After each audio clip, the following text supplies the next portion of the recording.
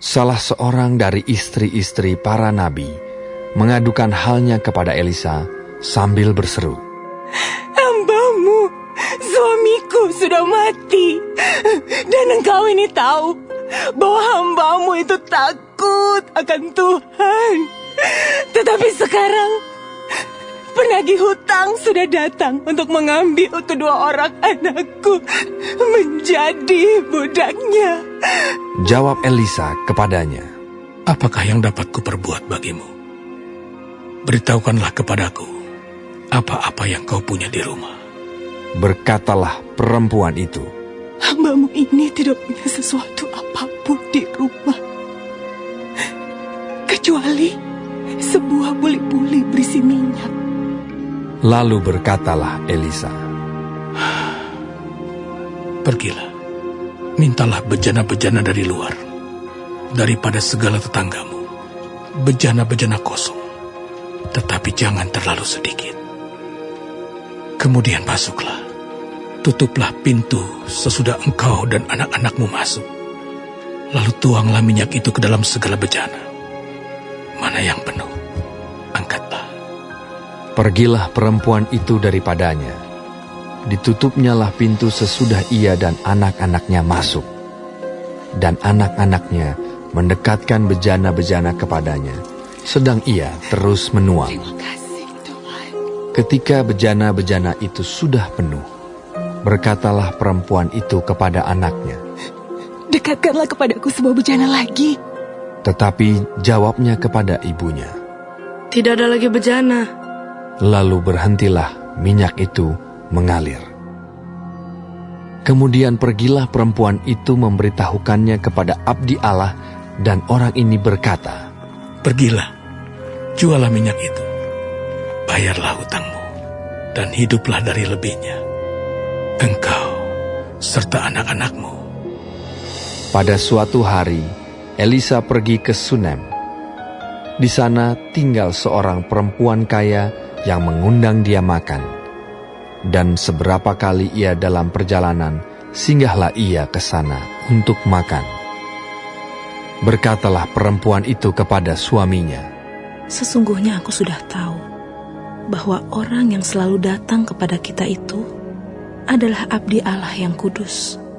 Baiklah kita membuat sebuah kamar atas yang kecil, yang berdinding batu. Dan baiklah kita menaruh di sana baginya sebuah tempat tidur, sebuah meja, sebuah kursi, dan sebuah kandil. Maka apabila ia datang kepada kita, ia boleh masuk ke sana." Pada suatu hari, datanglah ia ke sana. Lalu masuklah ia ke kamar atas itu dan tidur di situ. Kemudian berkatalah ia kepada Gehazi, bujangnya, "Panggillah perempuan Sunem itu." Lalu dipanggilnyalah perempuan itu, dan dia berdiri di depan Gehazi. Elisa telah berkata kepada Gehazi, "Cobalah, katakan kepadanya, sesungguhnya engkau telah sangat bersusah-susah seperti ini untuk kami. Apakah yang dapat kuperbuat bagimu? Adakah yang dapat kubicarakan tentang engkau kepada raja atau kepala tentara?" Jawab perempuan itu, "Aku ini tinggal di tengah-tengah kaumku." Kemudian berkatalah Elisa, "Apakah yang dapat kuperbuat baginya?" Jawab Gehazi, Ia tidak mempunyai anak, dan suaminya sudah tua." Lalu berkatalah Elisa, "Panggillah dia." dan sesudah dipanggilnya, berdirilah perempuan itu di pintu. Berkatalah Elisa, "Pada waktu seperti ini juga, tahun depan, engkau ini akan menggendong seorang anak laki-laki." Tetapi jawab perempuan itu, "Janganlah tuanku, ya abdi Allah, janganlah berdusta kepada hambamu ini." Mengandunglah perempuan itu, lalu melahirkan seorang anak laki-laki pada waktu seperti itu juga, pada tahun berikutnya, seperti yang dikatakan Elisa kepadanya. Setelah anak itu menjadi besar, pada suatu hari keluarlah ia mendapatkan ayahnya di antara penyabit-penyabit gandum. Tiba-tiba menjeritlah ia kepada ayahnya. Aduh, kepalaku! Kepalaku! Lalu kata ayahnya kepada seorang bujang, Angkatlah dia dan bawa kepada ibunya. diangkatnyalah dia, dibawanya pulang kepada ibunya. Duduklah dia di pangkuan ibunya sampai tengah hari, tetapi sesudah itu matilah dia. Lalu naiklah perempuan itu, dibaringkannyalah dia di atas tempat tidur abdi Allah itu. Ditutupnyalah pintu dan pergi, sehingga anak itu saja di dalam kamar. Sesudah itu, ia memanggil suaminya serta berkata, Suruh kepadaku salah seorang bujang dengan membawa seekor keledai betina. Aku mau pergi dengan segera kepada abdi Allah itu dan akan terus pulang. Berkatalah suaminya, Mengapakah pada hari ini engkau hendak pergi kepadanya? Padahal sekarang bukan bulan baru dan bukan hari Sabat. jawab perempuan itu. Jangan khawatir. Dipelanainya keledai itu dan berkatalah ia kepada bujangnya, Tuntunlah dan majulah. Jangan tahan-tahan aku dalam perjalananku, kecuali apabila aku katakan kepadamu. Demikianlah perempuan itu berangkat dan pergi kepada abdi Allah di Gunung Karmel. Segera sesudah abdi Allah melihat dia dari jauh, berkatalah ia kepada Gehazi, bujangnya, Lihat, perempuan Sunem itu datang. Larilah menyongsongnya dan katakanlah kepadanya, Selamatkah engkau? Selamatkah suamimu? Selamatkah anak itu? Jawab perempuan itu. Selamat. Dan sesudah ia sampai ke gunung itu, dipegangnyalah kaki abdi Allah itu. Tetapi Gehazi mendekat hendak mengusir dia. Lalu berkatalah abdi Allah, Biarkanlah dia. Hatinya pedih. Tuhan menyembunyikan hal ini daripadaku, tidak memberitahukannya kepadaku. Lalu berkatalah perempuan itu, Adakah kau minta seorang anak laki-laki daripada Tuhanku? Bukankah telah kukatakan, jangan aku diberi harapan kosong? Maka berkatalah Elisa kepada Gehazi, Ikatlah pinggangmu, bawalah tongkatku di tanganmu dan pergilah. Apabila engkau bertemu dengan seseorang, janganlah beri salam kepadanya. Dan apabila seseorang memberi salam kepadamu, janganlah balas dia. Kemudian taruhlah tongkatku ini di atas anak itu. Tetapi berkatalah ibu anak itu, Demi Tuhan yang hidup, dan demi hidupmu sendiri, sesungguhnya aku tidak akan meninggalkan engkau. Lalu bangunlah Elisa dan berjalan mengikuti perempuan itu. Adapun Gehazi telah berjalan mendahului mereka dan telah menaruh tongkat di atas anak itu. Tetapi tidak ada suara dan tidak ada tanda hidup. Lalu kembalilah ia menemui Elisa serta memberitahukan kepadanya. Katanya, Anak itu tidak bangun. dan ketika Elisa masuk ke rumah, ternyata anak itu sudah mati dan terbaring di atas tempat tidurnya. Sesudah ia masuk, ditutupnyalah pintu, sehingga ia sendiri dengan anak itu di dalam kamar. Kemudian berdoalah ia kepada Tuhan. Lalu ia membaringkan dirinya di atas anak itu, dengan mulutnya di atas mulut anak itu, dan matanya di atas mata anak itu, serta telapak tangannya di atas telapak tangan anak itu. Dan karena ia meniarap di atas anak itu, maka menjadi panaslah badan anak itu. Sesudah itu, ia berdiri kembali dan berjalan ke dalam rumah itu sekali ke sana dan sekali ke sini. Kemudian meniarap pulalah ia di atas anak itu. Maka bersinlah anak itu sampai 7 kali, lalu membuka matanya. Kemudian Elisa memanggil Gehazi dan berkata, Panggillah perempuan Sunem itu. Dipanggilnyalah dia, lalu datanglah ia kepadanya, maka berkatalah Elisa, Angkatlah anakmu ini.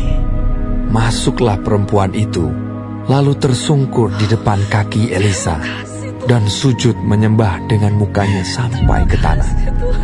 Kemudian diangkatnyalah anaknya, lalu keluar. Elisa kembali ke Gilgal pada waktu ada kelaparan di negeri itu. Dan ketika pada suatu kali rombongan nabi duduk di depannya, berkatalah ia kepada bujangnya, "Taruhlah kuali yang paling besar di atas api, dan masaklah sesuatu makanan bagi rombongan nabi itu." Lalu keluarlah seorang dari mereka ke ladang untuk mengumpulkan sayur-sayuran. Ia menemui pohon sulur-suluran liar dan memetik daripadanya labu liar serangkul penuh dalam jubahnya. Sesudah ia pulang, teruslah ia mengiris-ngirisnya ke dalam kuali masakan tadi, sebab mereka tidak mengenalnya. Kemudian dicedoklah dari masakan tadi bagi orang-orang itu untuk dimakan, dan segera sesudah mereka memakannya, berteriaklah mereka serta berkata, "Maut ada dalam kuali itu, hai abdi Allah!" Dan tidak tahan mereka memakannya. Tetapi berkatalah Elisa, "Ambillah tepung." Dilemparkannyalah itu ke dalam kuali serta berkata, "Cedoklah sekarang bagi orang-orang ini, supaya mereka makan." Maka tidak ada lagi sesuatu bahaya dalam kuali itu. Datanglah seseorang dari Baal Salisa dengan membawa bagi abdi Allah roti hulu hasil, yaitu 20 roti jelai serta gandum baru dalam sebuah kantong. Lalu berkatalah Elisa, "Berilah itu kepada orang-orang ini, supaya mereka makan." Tetapi pelayannya itu berkata, Bagaimanakah aku dapat menghidangkan ini di depan 100 orang? Jawabnya, "Berikanlah kepada orang-orang itu, supaya mereka makan. Sebab beginilah firman Tuhan, orang akan makan, bahkan akan ada sisanya." Lalu dihidangkannyalah di depan mereka. Maka makanlah mereka dan ada sisanya, sesuai dengan firman Tuhan.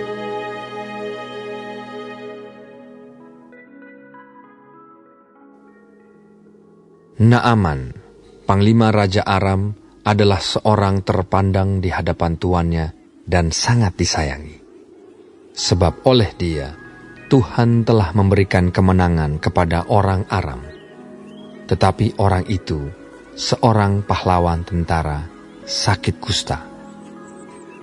Orang Aram pernah keluar bergerombolan dan membawa tertawan seorang anak perempuan dari negeri Israel. Ia menjadi pelayan pada istri Naaman.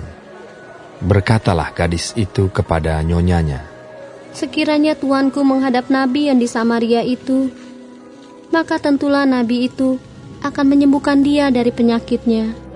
Lalu pergilah Naaman memberitahukan kepada tuannya, katanya, "Begini-beginilah dikatakan oleh gadis yang dari negeri Israel itu." Maka jawab Raja Aram, "Baik, pergilah, dan aku akan mengirim surat kepada Raja Israel." Lalu pergilah Naaman dan membawa sebagai persembahan 10 talenta perak dan 6.000 shikal emas dan 10 potong pakaian. Ia menyampaikan surat itu kepada Raja Israel yang berbunyi, "Sesampainya surat ini kepadamu, maklumlah kiranya bahwa aku menyuruh kepadamu Naaman, pegawaiku, supaya engkau menyembuhkan dia dari penyakit kustanya." Segera sesudah Raja Israel membaca surat itu, dikoyakkannyalah pakaiannya, serta berkata, "Alahkah aku ini yang dapat mematikan dan menghidupkan? Sehingga orang ini mengirim pesan kepadaku, supaya ku sembuhkan seorang dari penyakit kustanya. Tetapi sesungguhnya, perhatikanlah dan lihatlah, ia mencari gara-gara terhadap aku." Segera sesudah didengar Elisa, abdi Allah itu, bahwa Raja Israel mengoyakkan pakaiannya, dikirimnyalah pesan kepada Raja, bunyinya, "Mengapa engkau mengoyakkan pakaianmu? Biarlah ia datang kepadaku, supaya ia tahu bahwa ada seorang nabi di Israel." Kemudian datanglah Naaman dengan kudanya dan keretanya, lalu berhenti di depan pintu rumah Elisa. Elisa menyuruh seorang suruhan kepadanya, mengatakan, "Pergilah mandi 7 kali dalam sungai Yordan, maka tubuhmu akan pulih kembali sehingga engkau menjadi tahir. Tetapi pergilah Naaman dengan gusar sambil berkata, Aku sangka bahwa setidak-tidaknya ia datang keluar dan berdiri memanggil nama Tuhan Allahnya, lalu menggerak-gerakkan tangannya di atas tempat penyakit itu, dan dengan demikian menyembuhkan penyakit kustaku. Bukankah Abana dan Parpar, sungai-sungai Damsik, lebih baik dari segala sungai di Israel? Bukankah aku dapat mandi di sana dan menjadi tahir? Kemudian berpalinglah ia dan pergi dengan panas hati. Tetapi pegawai-pegawainya datang mendekat serta berkata kepadanya, Bapak, seandainya nabi itu menyuruh perkara yang sukar kepadamu, bukankah Bapak akan melakukannya? Apalagi sekarang, ia hanya berkata kepadamu, mandilah, dan engkau akan menjadi tahir. Maka turunlah ia membenamkan dirinya 7 kali dalam sungai Yordan, sesuai dengan perkataan abdi Allah itu. Lalu pulihlah tubuhnya kembali seperti tubuh seorang anak dan ia menjadi tahir. Kemudian kembalilah ia dengan seluruh pasukannya kepada abdi Allah itu. Setelah sampai, tampillah ia ke depan Elisa dan berkata, Sekarang aku tahu bahwa di seluruh bumi tidak ada Allah kecuali di Israel. Karena itu, terimalah kiranya suatu pemberian dari hamba-Mu ini. Tetapi Elisa menjawab, Demi Tuhan yang hidup, yang di hadapannya aku menjadi pelayan, sesungguhnya aku tidak akan menerima apa-apa. Dan walaupun Naaman mendesaknya supaya menerima sesuatu, ia tetap menolak. Akhirnya berkatalah Naaman, Jikalau demikian, biarlah diberikan kepada hamba-Mu ini tanah sebanyak muatan sepasang bagal. Sebab hamba-Mu ini tidak lagi akan mempersembahkan korban bakaran atau korban sembelihan kepada Allah lain, kecuali kepada Tuhan. Dan kiranya Tuhan mengampuni hamba-Mu ini dalam perkara yang berikut. Apabila tuanku masuk ke Kuil Rimon untuk sujud menyembah di sana, dan aku menjadi pengapitnya, sehingga aku harus ikut sujud menyembah dalam Kuil Rimon itu, kiranya Tuhan mengampuni hamba-Mu ini dalam hal itu. Maka berkatalah Elisa kepadanya, Pergilah dengan selamat.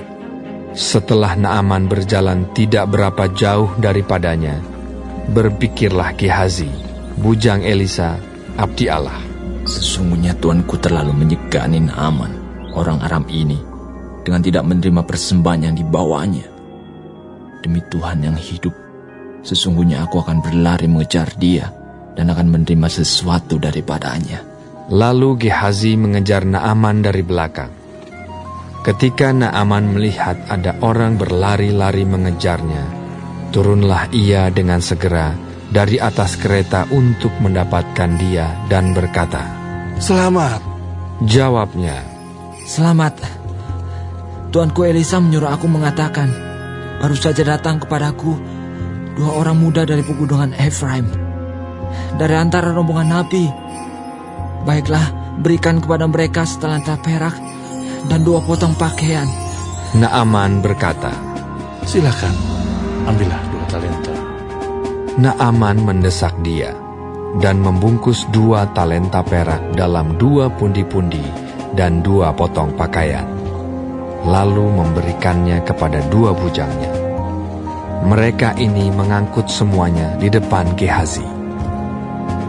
Setelah mereka sampai ke bukit, disambutnyalah dari tangan mereka, disimpannya di rumah, dan disuruhnya kedua orang itu pergi, maka pergilah mereka. Baru saja Gehazi masuk dan tampil ke depan tuannya, berkatalah Elisa kepadanya, Dari mana Gehazi? Jawabnya, Hamba-Mu ini tidak pergi kemana-mana. Tetapi kata Elisa kepadanya, Bukankah hatiku ikut pergi ketika orang itu turun dari atas keretanya mendapatkan engkau? Maka sekarang engkau telah menerima perak, dan dengan itu dapat memperoleh kebun-kebun, kebun zaitun, kebun anggur, kambing domba, lembu sapi, budak laki-laki dan budak perempuan. Tetapi penyakit kusta Naaman akan melekat kepadamu dan kepada anak cucumu untuk selama-lamanya. Maka keluarlah Gehazi dari depannya dengan kena kusta, putih seperti salju.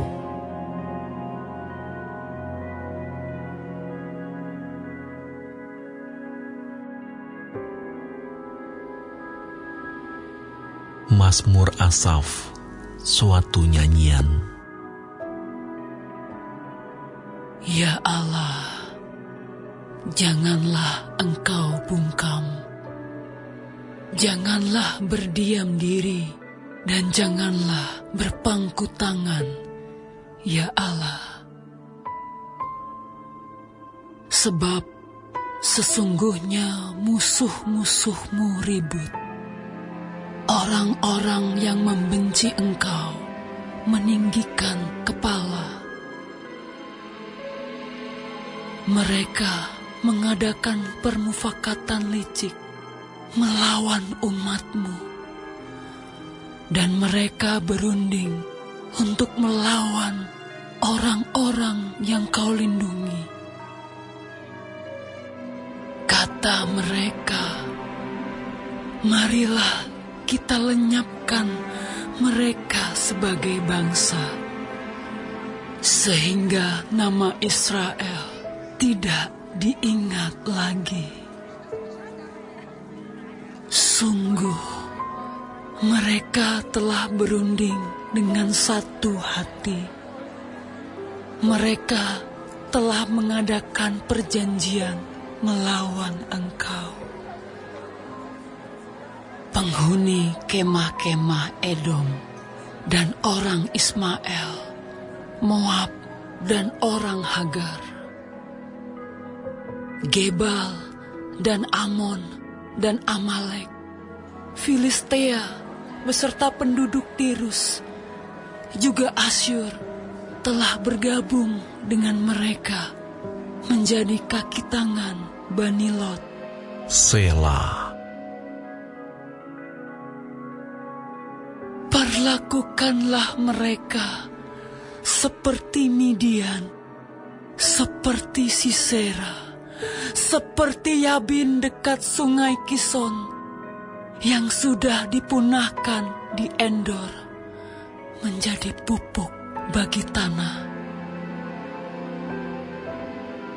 Buatlah para pemuka mereka seperti Oreb dan Zeeb, seperti Seba dan Salmuna, semua pemimpin mereka yang berkata, marilah kita menduduki tempat-tempat kediaman Allah.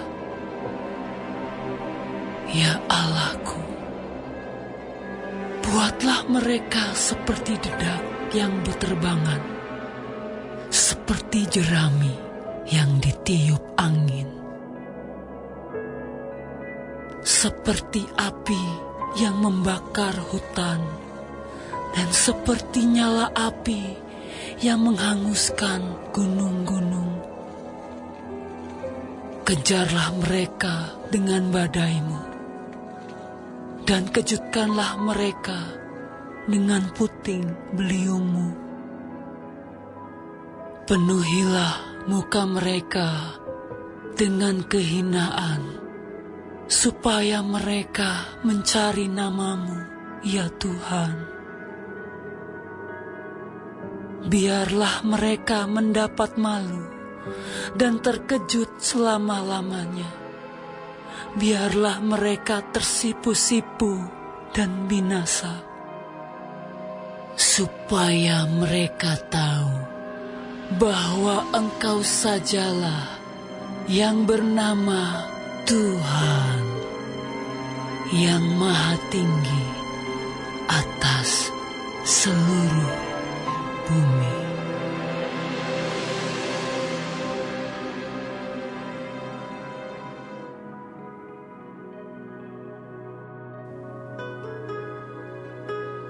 Pertama-tama aku menasihatkan, naikkanlah permohonan, doa syafaat dan ucapan syukur untuk semua orang, untuk raja-raja dan untuk semua pembesar, agar kita dapat hidup tenang dan tentram dalam segala kesalehan dan kehormatan. Itulah yang baik dan yang berkenan kepada Allah, Juru Selamat kita, yang menghendaki supaya semua orang diselamatkan dan memperoleh pengetahuan akan kebenaran. Karena Allah itu Esa, dan Esa pula Dia yang menjadi pengantara antara Allah dan manusia, yaitu manusia Kristus Yesus, yang telah menyerahkan dirinya sebagai tebusan bagi semua manusia. Itu kesaksian pada waktu yang ditentukan. Untuk kesaksian itulah aku telah ditetapkan sebagai pemberita dan rasul, yang kukatakan ini benar. Aku tidak berdusta, dan sebagai pengajar orang-orang bukan Yahudi dalam iman dan kebenaran. Oleh karena itu aku ingin supaya di mana-mana orang laki-laki berdoa dengan menadahkan tangan yang suci, tanpa marah dan tanpa perselisihan. Demikian juga hendaknya perempuan, hendaklah ia berdandan dengan pantas, dengan sopan dan sederhana. Rambutnya jangan berkepang-kepang, jangan memakai emas atau mutiara, ataupun pakaian yang mahal-mahal. Tetapi hendaklah ia berdandan dengan perbuatan baik, seperti yang layak bagi perempuan yang beribadah. Seharusnyalah perempuan berdiam diri dan menerima ajaran dengan patuh. Aku tidak mengizinkan perempuan mengajar, dan juga tidak mengizinkannya memerintah laki-laki. Hendaklah ia berdiam diri.